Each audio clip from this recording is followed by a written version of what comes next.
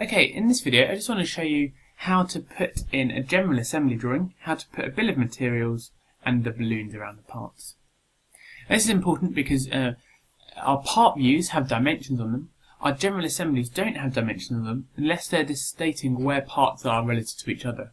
So if you've got maybe a pin going through a shaft but it protrudes by 10 millimeters, then you'd put that dimension on to show how far it protrudes out of that shaft. Okay, so if I just open up a new drawing, blank drawing, we go to model view, I've got my assembly, it's actually preloaded, otherwise you can browse to find that. Okay, so double click on my assembly, and I'm going to import that into my drawing.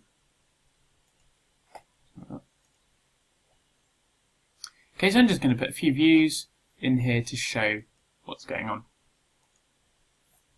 Okay, drag that one out here somewhere. Okay, so that's nice and easy, we're all used to that. Now, because we've got multiple parts in this assembly, we need to put in what's known as a bill of materials to tell the reader what parts are which and where they all are. Now, this is really easy to do in Solidworks, so it shouldn't take you a second to learn how to do this. Go to Annotation, and under Tables, drop down, and the third one down is Bill of Materials. Now, just select the part that you want, the component that you want to have bill of materials of, and then all you do is you click, you accept that, and you click to add in your table. So here's my table. Remember that we always want the title either at the top if we're going down or at the bottom if we're going up. So here is my bill of material table. And what it's done is it's identified, it's taken out the part name, so it said front plate, speaker, LCD display, etc. It's got a description, now that comes directly from the part, but if we don't need that, you can click on that column. We click on that column and hit delete to get rid of that, because we probably don't need that at the moment. We might do later on when we're doing more complex assemblies and where we've got lots of different components with lots of different materials. And the quantity, so it's already picked up the quantity, we know it's got 8 screws, we've got a handle, and so on and so on and so on. Okay, so I'm just going to drag that into the corner and snap that to the corner. Now we might want to make a few changes. For some reason Solidworks thinks that these are part numbers, where actually we know that they're part names. So I'm just going to double click on that cell there and just change that to name. Okay? Now, that's really easy. Those are all of the parts that we can see in our drawing. However, what we don't know yet is where all those parts are on the drawing. Which bit is the front plane, which bit is the LCD.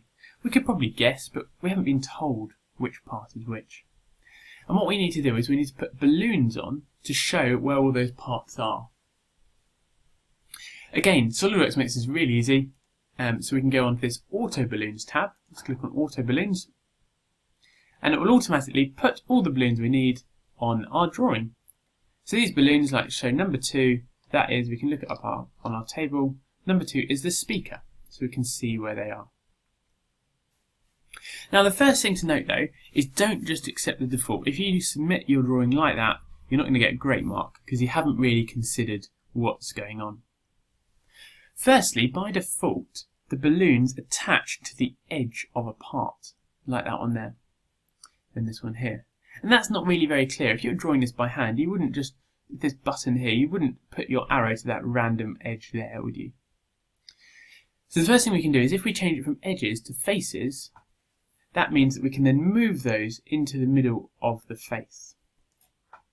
So once you've done that, click the tick to accept that, and then we can move them around. Okay, so number 3, the LCD screen, that's a perfect place for that balloon to go. It's right in the middle of the screen, we know exactly what that's pointing to. Number 4, that's a bit odd for this button. In reality, we want that in the middle, so I'm just going to click on that balloon. Hopefully it didn't crash. Okay, sorry about that, we almost crashed there. Right, so what we're going to do is we're going to click on that balloon and we're going to move that into the middle of that button, so it's nice and clear which area that we're talking about. Okay, so I'm obviously running too many things on my laptop at the moment, very well. So number 2, again, that's the speaker, we're happy with that. Number 1, that's the front face, so we're happy with that. Now make sure we line up all of our balloons nice and neatly. See there's a little line that lines them all up for you nice and neatly. But just make sure it's really clear about what we're talking about. This handle element here, again, we might move that up so it's sort of about there. That's a clearer description of what we're talking about. Now, one thing to notice is that part 6 is the back plate. Now, at the moment, 6 is going randomly into the speaker, so that's not very helpful. Although it is probably pointing to the back plate, we can't really see that that is pointing to the back plate. Okay? So what we can do is we can drag a balloon, drag the drag this balloon, we can move it anywhere we want. So I can drag it over here, and you see now it actually updates to number 7, because now I'm pointing at the outer casing, which actually has a number of 7. Okay? So we can drag that around until we can find a better view that describes where that back plate is. So what we might want to do is we might want to take, we want to project another view out to the side, or do a cross section or something like that, so that we can put in that back plate view. Just make sure that you've got all of your balloons pointing to all of the different parts on your general assembly. Make sure we don't put any balloons on our isometric, keep our isometric nice and clean so that we can just see what's going on, but without the distraction of the balloons. The last thing we might want to do is, once we've arranged our balloons, click the tick, and we're happy with that. Last thing we might want to do in a general assembly is to show some section views or detailed view or broken out section to show what's going on inside, because at the moment we can't quite see what's going on inside, and maybe this would be a good place to move this balloon number 6 to. So if I click on section view, click on a view, you see you can go along here and you can identify where you want that section to be. So I want that section to be here. Click the tick, I'm happy with that. OK.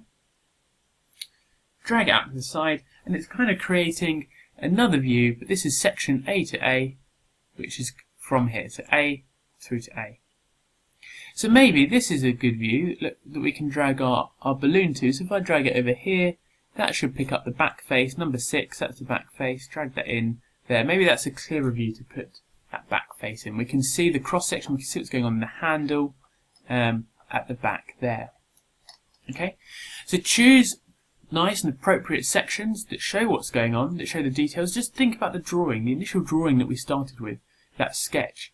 Which section did we have to show what was going on? That's the type of detail that we need to have in this general assembly. In the same way we could do a detailed view, so I could click on detailed view, click on a part, drag a circle around it, and isolate out a detailed view to show exactly what's going on. Okay, so this is quite a rough drawing. I want to maybe bump up the size, bump up the scale, arrange it nice and neatly, and put in relevant sections and details to show exactly what is happening in this model. So once I've done that, click OK and print and save that. Okay, thank you.